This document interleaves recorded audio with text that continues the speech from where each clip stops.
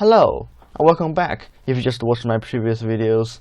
And if you didn't watch them, maybe you should watch them now because they have a very close connection with this one. And if you did watch those videos, well, you might have noticed there's something, well, different about this title. Well, I mean, the summer holiday is gone. Actually, I only did those experiments, well, last weekend, so that's not exactly during the summer holiday, is it? So I deleted those words. And if you can't remember what I've talked about in my last video, I said that I'll be making a much smaller Coriolis Mass Flowmeter.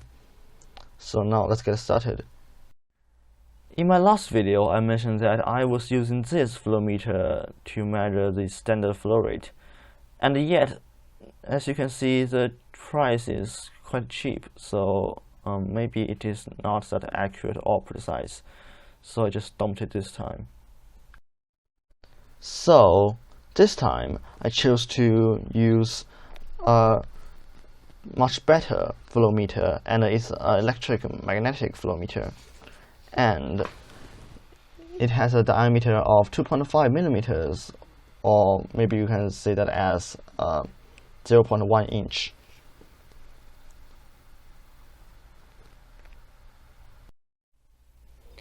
And here's a picture of my smaller Coriolis Mass Flowmeter in comparison with my previous one. As you can see, it is, well, a lot smaller. And here's some number about it. And then I tested the stability of the whole structure.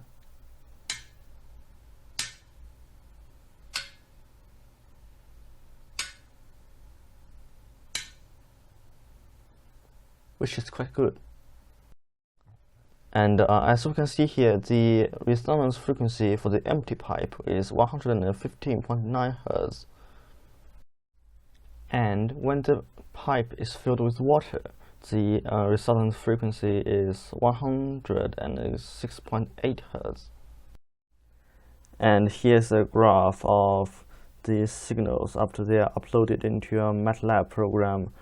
And as we can see, the signals from the sensor, they generally overlap, so I think the signals are quite good. And finally, after some experiments, all of the data that we need are listed here. Well, if you are curious about exactly how I did those experiments, well, maybe you can check out my previous video in which I talked about exactly how to do these kind of experiments. Just one point that we need to notice here is that the phase change is actually calculated from the average by subtracting the number in that row by the average number in the first row, which is when the voltage is 0, which means that there's 0 flow rate. And here's a graph of flow rate versus phase change. And in my last video, I talked about how they should have a linear relationship, and my assumption was that maybe the flow meter that we are using are actually not that accurate.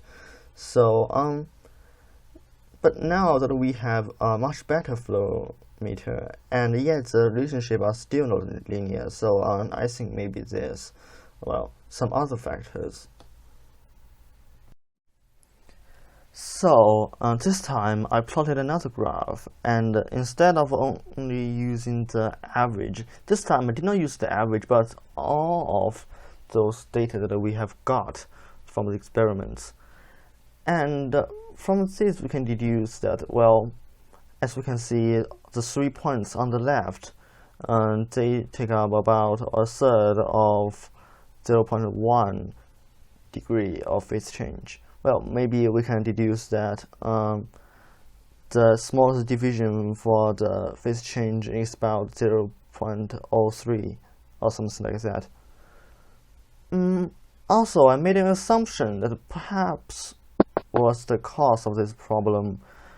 In industries, the mass flow meters, actually, the tubes vibrate on the scale of micrometers. So the amplitude of our experiment was actually too large.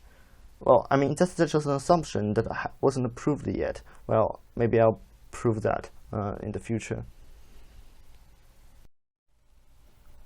And in the end of today's video, I'd like to talk about something that I found online. This is a paper that was published in year 2006, and it talked about a very small Coriolis flowmeter. As you can see in the picture, it is not bigger than the tip of a finger. Now, this is indeed a great invention, and I know it probably sounds quite impossible, but this is definitely a goal that I would like to achieve in my future project. And now, let me end today's video with a short clip about the latest progress of the next phase of my project. Well, thanks for watching, see you next time, and bye bye.